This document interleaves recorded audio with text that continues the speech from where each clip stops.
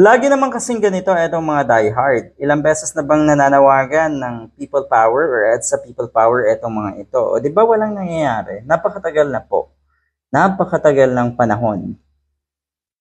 Ang dami nyo na rin pong ine-imbento na kasiraan ng nasa Malacanang. Pero lahat yan ay napupunta sa wala. Walang nangyayari. Paano kung dumating sa punto na balikan na lang kayo, buweltahan kayo ng nasa Malacanang?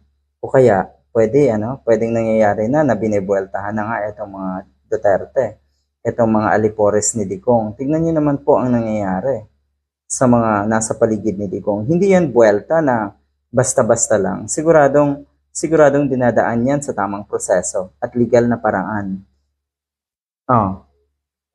Meron na naman pong banta itong mga nasa yung kanilang presidente ay vice president ay nasa impyerno. Itong mga taga-suporta ni Sara Duterte at ni Digong, meron na naman pong banta.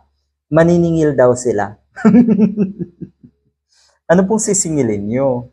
Ano po ba talaga kasi ang problema ninyo mga diehard? Nawawala na po ba tayo ng, alam mo na, di ba? Nawawala na po ba? Humihina na po ba ang kalakaran?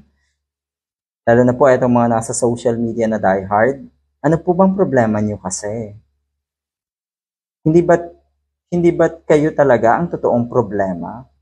Tapos ipapasa nyo sa iba? Gagawa kayo ng mga kalokohan? Ayan, ngayon naman, maniningil daw kayo. Anong sisingilin nyo? Kalokohan talaga. Gusto nyo ipapatay? Gusto nyo ipa-assassinate ang nasa Malacanang? Ay, bakit hindi nyo po gawin? Ano pong klaseng paniningil ang gusto nyo? Kasi kung kayo yung susugod ng Malacanang, kasi kung kayo yung magpi-people power, lumang tugtugin po, hindi na po yan oobra. Mapapahiya na naman po kayo. Lagi na lang po kayong napapahiya. Pangit yan. Ganyan na lang ang buhay niyo lagi, mga diehard, na panay na, or madalas ay kayo napapahiya na lang po sa mga kalokohan nyo. Bakit hindi po kayo mamuhay ng payapa? Bakit hindi po kayo sumang-ayon sa mga ginagawa ng ating gobyerno na sa tingin ko ay ikabubuti naman ng mga kababayan natin? Wala po talaga kayong makitang ganon? Tapos yung mga kalokohan at kademonyuhan naman ng mga idolo nyo, hindi nyo makita rin? Ano to? Bulag kayo. Kalokohan na ng mga diehard talaga. Akala mo siguro daw, Kuting Jr., palalampasin lang namin ang pambubudol nyo sa amin. Ano?